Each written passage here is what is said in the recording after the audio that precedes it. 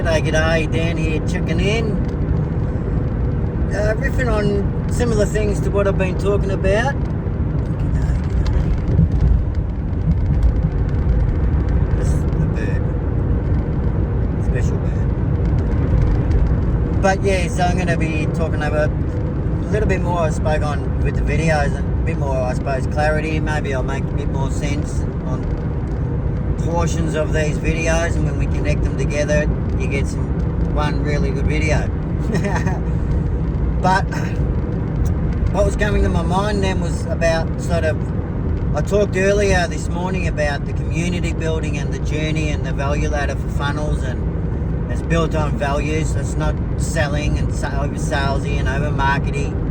Don't worry about those thoughts. People that have those thoughts and say those things are doing those things because they haven't got something that's really of value and truly aligned. They've got to really sell it. But I also made the comment, oversell it, because you're selling always. And I also made a little connection there to always selling and how that's linked to spelling. Just take the P out, which we're always doing. Words that you speak. Anyway, I'm going off tangent. What I wanted to talk about is when I was having some of these epiphanies and had the experience, I talked about venture capital, and I've had a crack at a few businesses, like good crack. Took one company public, an investment company. I didn't list it on the stock market, but I went through the same process that you would go through to do that. And unfortunately, the mini VC, they weren't a proper really established one, but they, had different intent, different ideas and different businesses that they were doing. And that's why venture capital will get involved typically and invest in you, sometimes not with the intent of malice to take your baby off you, take your business. But many of them, that's what their model is. Hostile takeovers and that shit.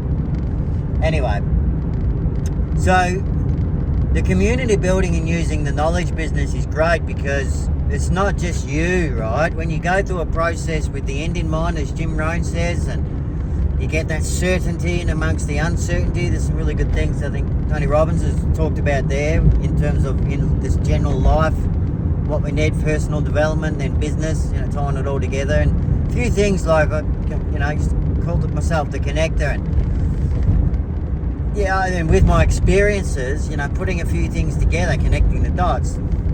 I realised, and then Russell Brunson I mentioned on that video where he said you don't need venture capital. That was after I just had that experience with the venture capital.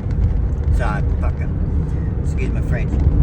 Anyway, so that's where it really was exciting to me to hear about that, and then with the knowledge business to go back. You have that ability to then go ahead and reach out to different, no matter what path and what that end in mind is, you're going to need people, domain experts. Usually, when you, for example, going back to taking your company public, if you want credibility, if you were to go on a stock market, not that you should, there's other ways to do that and get public in community and get other stakeholders. That's what it is at the end of the day, people that have a portion of a pie. There's videos I've done on slicing pie and that.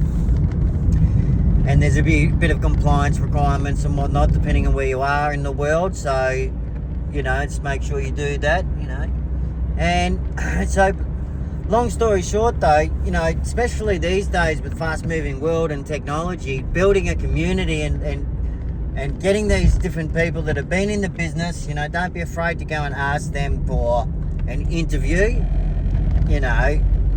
And there's ways, I can help. Just get on the phone. I have some trainings there that you can tap into very soon. But it really is, once you have pure intent, you're genuine, you're enthusiastic, go and ring up the CEO and ask him to say, this is what I'm doing. And I'd love potentially for you to get involved in a working group, maybe as an advisory. That's, what people will do, right? They'll have an advisory board in these public companies, and then people that are actually on the team that might be, depending on what their role is, in a certain C something O role.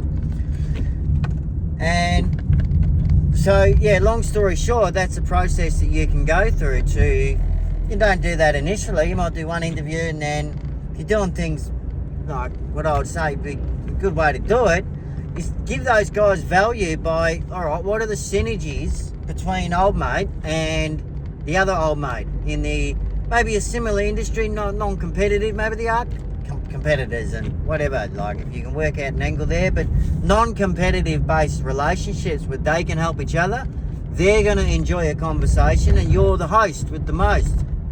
So that way you can ask the questions that not only you have, but don't forget, I said on a video earlier, that you can do when you're building community and you're doing these journeys of bringing people into your world, that and ask them, you know, you're going to have a general sort of result that you're going to be promising or wanting to deliver to them, and sometimes you've done that yourself and that's cool.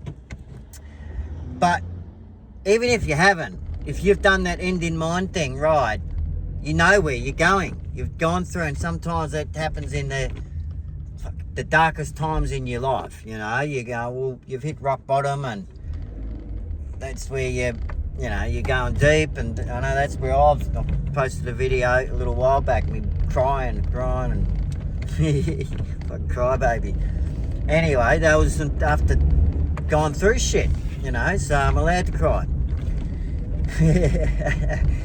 Anyway, so what I was saying is, end in mind, you got that solid, you got results. Now you go and find those dudes, those experts that have gone and got that result. And even if there's 5 experts that you need with 5 results that come together and gives you this new result, a new solution that's never been built by you putting 5 existing things together. How's that sound? Because you can do that. Especially at the moment with what's going on with tech and the changed world, yeah? So that's your opportunity. Grab it by the horns and have a crack. And if you need help, reach out, share these videos, and reach out if you need some one-on-one time. Like, I'm happy to jump on a call and whatnot, especially at the moment. This is being built, so I've got, you know, not only the will and the passion to get on the phone and help you, but I've got sort of the time, and, you know, just give us a shout out or share the love, share this a bit more and whatnot. But yeah, you get the drift. So, you know, ultimately going back to it with the community building, and don't forget with those 5 people that have got the result and whatnot, they might have businesses, but they're likely to have an audience. So, you know, you'll do this in phases where you might, there's a thing called Dream 100 in Russell Brunson's Education in Expert Secrets, and then a realistic 25. When you're just starting out, building your confidence, you'll go to the lower end of people, you know, to build your, you know, like when we used to have sales teams and whatnot, what I used to do, you know, you do cross-pitching and warm-up, you know, you don't call your best prospect in the morning. You might bugger it up, yeah? You warm up your vocals and your throat chakra, and then you call them. So, anyway, so the realistic 25 is a scenario where you have at the bottom ring of that list people that might not have as big an audience. They're still, you know, got the result, or got 90% of the results, still whatever, learning or still evolving and whatnot. And then, anyway, you get the gist. So, yeah, ultimately what I'm saying is that they might have an audience to be able to share your content that you co-create. And especially when you get to that point, if you get sort of 5 of those Dream 25 or a realistic 25 together, then, you know, you can really give value. And then when you go to that top 5 or top 10, you say, hey, look what I've been doing, look what I've done. And go there with that enthusiasm, with that passion. And at the end of the day, they've had a reason, an MTP, a purpose that they got in and built that business or did what they're doing to help people. Typically should be the case. And if they're not that way inclined, then bugger them off anyway. But if, you know, just go in there with that healthy arrogance and enthusiasm, not really arrogance, but just that passion going in and say, hey, this is what I'm doing. I share the same vision. You know, there's plenty of opportunities to go around, and I'm, you know, just happen to get involved with this this community, this framework. This is this one. That all these innovative people, these purpose-driven people, and I can add value there, something you can have a look at. And at that point in time, you're going to be attributed as well by introducing them in for a relationship introduction. So if they bring their, platforms and do certain things within what we're doing, then you can get attributed, and that would be another income sort of stream for yourself.